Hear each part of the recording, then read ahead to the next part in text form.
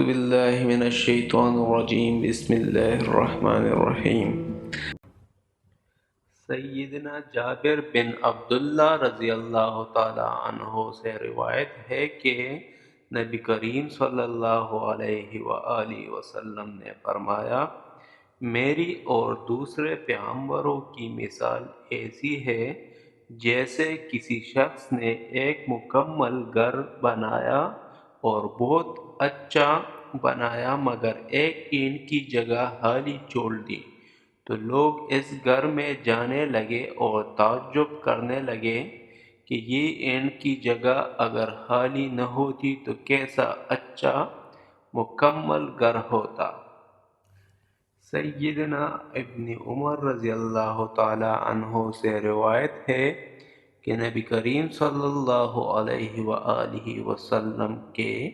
اصحاب میں سے کچھ لوگوں کو لیلۃ القدر رمضان کی آخری راتوں میں خواب میں دکھائی گئی، تو رسول اللہ صلی اللہ علیہ وآلہ وسلم نے فرمایا، میں دیکھتا ہوں کہ تمہارے خواب آخری 7 راتوں پر متفق ہو گئے ہیں، پس جو کوئی لیلۃ القدر کا ہو تو وہ اس کو آخری 7 راتوں میں تلاش کرے۔ سیدنا ابو ہریرہ رضی اللہ تعالی عنہ سے روایت ہے کہ رسول اللہ صلی اللہ علیہ وآلہ وسلم نے فرمایا، اللہ جسے مال دے اور وہ اس مال کی زکوٰۃ نہ دے تو اس کا مال قیامت کے دن اس کے لیے گنج سام کے ہم شکل کر دیا جائے گا،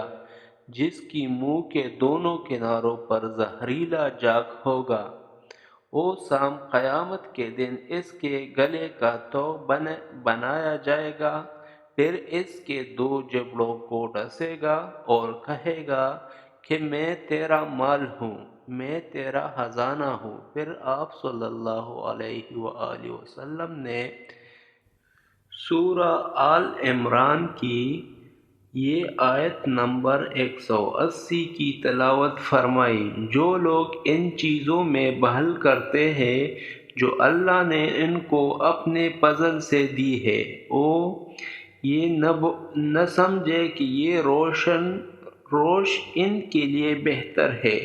نہیں بلکہ یہ ان کے لیے بہت ہی بری ہے، اور جس چیزوں میں